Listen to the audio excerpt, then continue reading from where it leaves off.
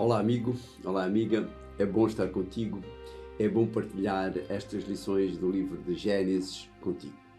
São lições que nos falam da criação e também da origem do povo de Deus. Eu convido-te a que partilhes quer o link da Rádio Tranquilidade, onde nos ouves, quer os nossos canais do YouTube ou Facebook, onde nos vês e ouves, porque ao fazeres isto, tu estás a contribuir para que mais pessoas possam conhecer um pouco da Palavra de Deus, especialmente desta história que nós temos estado a ver. Começámos a ver a história de Jacó, a semana passada começámos a ver a história de José, até o momento em que ele foi vendido para o Egito, e agora ali no Egito, depois de diversas peripécias daquela montanha russa, ele revela o sonho de Faraó e é colocado como governador do Egito. E podemos ver aqui como a fidelidade deste homem foi recompensada. Chegamos à nossa lição número 12, a penúltima lição, e vamos ver agora o encontro de José com os seus irmãos. Terminamos a lição da semana passada com José, como eu disse há bocado, a revelar o sonho a Faraó, aquelas 7 vacas gordas que eram engolidas pelas 7 vacas magras, significando 7 anos de abundância e posteriormente 7 anos de miséria, por falta de chuva, por falta de outras condições. José é então nomeado governador do Egito, uma função equivalente à de primeiro-ministro. E é essa nomeação que se refere o texto base da nossa lição no capítulo 41 e no verso 41, onde diz: Faraó continuou ainda, portanto ficas nomeado governador de todo o país do Egito. Faraó, ele próprio, um deus dentro do politeísmo egípcio, reconhece a revelação divina dada a José e que a solução apresentada por ele procede de Deus. Vê ainda o que dizem os versos 38 e 39 deste mesmo capítulo 41, Faraó falando. Então o Faraó disse aos seus conselheiros: seremos porventura capazes de encontrar um homem tão inspirado por Deus como este? Por isso declarou José: visto que Deus te deu a conhecer todas essas coisas, não há ninguém tão inteligente e sábio como tu. Apesar da revelação fantástica e da solução apresentada e também do reconhecimento de que a solução vinha de Deus, parece que Faraó e os seus conselheiros consideraram apenas as vantagens económicas dos conselhos que José dá. E eles preocupam-se então mais com esta solução económica do que com a providência dada pelo verdadeiro Deus para organizar aquilo. O que Deus fez com José, fez com muitos outros homens e mulheres do passado. E normalmente a expressão usada é a mesma. Vê a maneira como é descrito o que Deus diz, o que Deus fez com Salomão ao dar-lhe a sabedoria que lhe deu. Vamos a 1 de Reis no capítulo 3 e no verso 12, onde lemos: vou conceder-te o que me pedistes. Vou conceder-te sabedoria e inteligência como ninguém teve antes de ti e nem terá depois de ti. De qualquer maneira, José fez o que devia ser feito. O mesmo que nós devemos fazer quando a solução para as dificuldades podem ser superadas e a solução vem de Deus e ela não vem de nós mesmos. Assim, com certeza, mediante a intervenção divina, pois Deus tinha um plano para a vida de José e para os seus descendentes e para os descendentes de seu pai, os primeiros 7 anos são de grande abundância, criando as condições para que depois possam enfrentar os 7 anos de seca essa, que não afeta só os seres humanos, afeta os animais também e tudo. O plano que José vai desenvolver vai fazer com que o Egito se torne como um celeiro, não só para o Egito, mas também para os povos que viviam ao redor. Jacó e a sua família acabam por ser afetados por essa seca. É ele, como patriarca da família, que ordena aos seus filhos que não fiquem parados, o texto é muito engraçado, e vão ao Egito para comprar o precioso cereal. Vê o que diz o verso 1 do capítulo 42. Jacó soube que no Egito se distribuíam rações de trigo e disse aos seus filhos: porque estão para aí a olhar uns para os outros. Jacó reconhece que os seus filhos estavam com pouca energia para fazer aquilo que era preciso fazer. É nestas circunstâncias que vemos os irmãos de José, sem o saberem, a cumprir a profecia que foi mostrada no sonho de José que vimos a semana passada. No verso 6 do capítulo 42 diz-nos: José era quem mandava no país e era ele que determinava o trigo que se podia vender ao povo. Por isso, os irmãos de José foram apresentar-se diante dele, inclinando-se até ao chão. No desenrolar da história relatada no capítulo 42, vamos encontrar os irmãos de José a passar por parte daquilo que eles tinham feito o seu irmão passar. Vamos encontrá-los a suplicar a José quando este, portanto, mesmo tendo-os reconhecido, os acusa de serem espiões. Da mesma maneira que ele tinha suplicado quando os irmãos o tentaram matar e acabaram por vender. Mais tarde, encontram-se presos, na mesma situação que José tinha vivido antes de chegar a governador do Egito. Eles próprios reconhecem isso quando dizem, no verso 21 do capítulo 42. Mas iam comentando uns para com os outros: infelizmente somos agora castigados por causa do nosso irmão, pois quando ele estava em aflição e nos pediu compaixão, não fizemos caso dele. Por isso caiu agora sobre nós esta desgraça. Sem dúvida que Deus usa este momento para fazer estes homens pensarem um pouco em tudo o que tinha acontecido cerca de 20 anos antes e reconhecer o seu grande erro. O verso 22 traz uma afirmação de Rúben, o que queria enganar os outros irmãos, não matando, pondo-o na cova para depois o devolver ao pai. Ele diz no verso 22 do capítulo 42, Rúben disse-lhes: eu bem vos disse que não fizessem mal ao rapaz, mas não me quiseram dar ouvidos. Agora estamos a responder pela sua morte.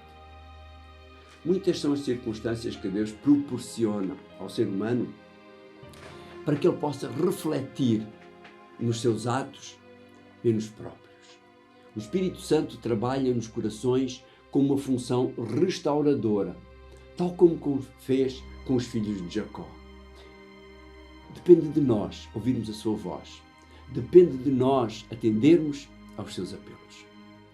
Apesar de ter uma atitude dura com os seus irmãos, a atitude de José, que sofre por não se dar a conhecer, não é nada comparada com a atitude impiedosa que eles tinham tido para com ele. O arrependimento e mudança operada neles manifesta-se mais ainda nas respostas que dão a José quando estes lhe pedem que vão buscar Benjamim, e também na resposta de Judá ao seu pai, como forma de garantir o regresso do seu filho mais novo. Este filho que era irmão de pai e mãe de José. Diz o verso 9 do capítulo 43, palavras de Judá: eu assumo a responsabilidade por ele e podes pedir-me contas se alguma coisa acontecer. Se eu não trouxer de novo à tua presença, considero-me culpado diante de ti por toda a minha vida. O que se passa no retorno deles ao Egito com Benjamim e no momento em que se dá a conhecer é digno do melhor drama de suspense cinematográfico. Numa prova de honestidade, eles informam o mordomo de José que o dinheiro lhes tinha sido devolvido e que estava na boca dos sacos. E mesmo depois de terem almoçado com José, sem este se dar a conhecer, e apesar do tratamento especial dado a Benjamim, só depois de nova prova aos seus irmãos, colocando no saco de Benjamim a sua taça e acusando-os de ladrões, obrigando-os assim a voltar e serem presos, é que José se dá a conhecer. Pelo meio, vemos como eles se prostram diante de José uma e outra vez, tal como no sonho.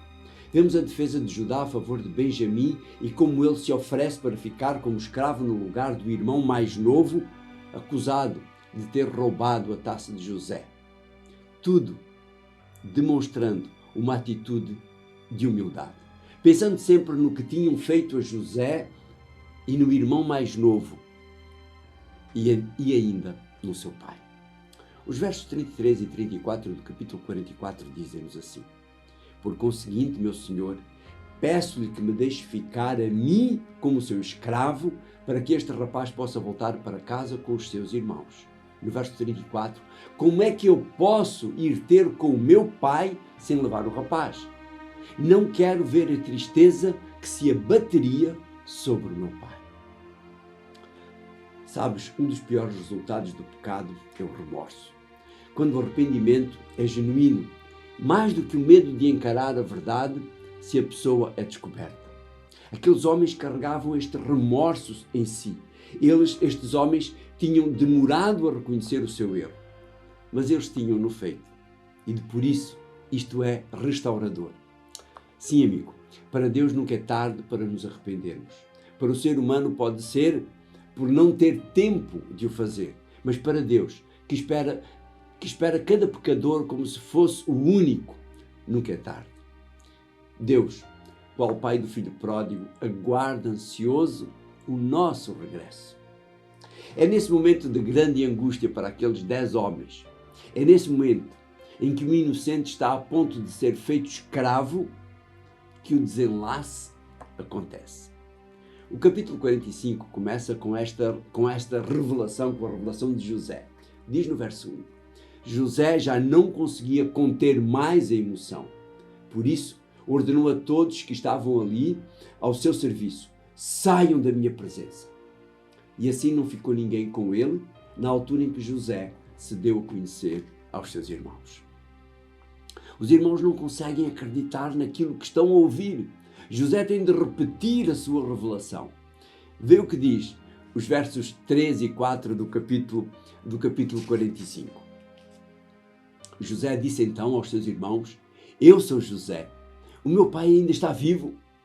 Mas eles nem conseguiram responder de tão assustados que estavam por estarem na sua presença. José insistiu, diz o verso 4. Aproximem-se mais, por favor. Eles aproximaram-se e José continuou. Eu sou José, o vosso irmão que vocês venderam para o Egito. Eles não queriam acreditar. Talvez eles tenham tido de apalpar José para verem e terem certeza que era José. José completa este momento supremo com uma afirmação que tem um duplo sentido. Por um lado, que ele não guarda qualquer ressentimento e por outro, que ele tinha sido o instrumento utilizado por Deus para o livramento da morte pela fome e para a sobrevivência daqueles que eram o cumprimento da promessa de Deus ao seu bisavô Abraão. Vê o que dizem os versos 7 e 8 do capítulo 45. Deus mandou-me, diz no verso 7, Deus mandou-me à vossa frente para garantir que a vossa descendência possa ter continuidade e para vos salvar a vida por um prodígio extraordinário. Não foram, portanto, vocês que me mandaram para aqui. Prestaste atenção? Foi Deus que me enviou e fez de mim como que um pai para Faraó, para dirigir todo o seu palácio e o governo e governar o Egito inteiro. José manda então buscar o seu pai, pois Faraó, uma vez que os egípcios detestavam os guardadores de gado, mas gostavam da sua carne e do seu leite, lhes dá o melhor da terra do Egito para que possam criar os seus rebanhos. Muitas vezes são necessárias peripécias que nós não compreendemos para as reconciliações acontecerem, para a mudança de atitude das pessoas ocorrer, para a conversão acontecer. Temos de esperar em Deus e não desistir de confiar nele. Se passas por um momento semelhante ao daqueles homens em relação a alguém, vai a Deus e Deus abrir-te-á as portas da mesma maneira que abriu para aqueles homens, para eles poderem reconciliar-se com seu irmão. Querido Deus, obrigado pelo teu amor e obrigado por estas lições extraordinárias.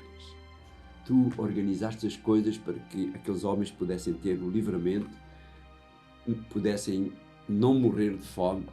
Tu organizaste as coisas para que José fosse aquele homem que foi, salvando milhões e milhões de pessoas também. Tu és o mesmo Deus que nos pode ajudar, que me pode ajudar a mim, que pode ajudar esta amiga, este amigo. Vem, Senhor, abençoar-nos. Vem, Senhor, ajudar-nos. Dá-nos a tua paz. Dá-nos o teu cuidado. Te pedimos em nome de Jesus. Amém. Foi bom estar contigo. Foi bom partilhar esta lição contigo. E a semana que vem nós vamos ver a última lição.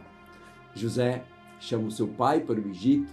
O seu pai, Jacó, ou Israel, como o seu nome tinha sido mudado, instala-se então no Egito. Nós vamos ver então o final, a parte final do livro de Gênesis. Um abraço e encontramos-nos aqui então para a semana.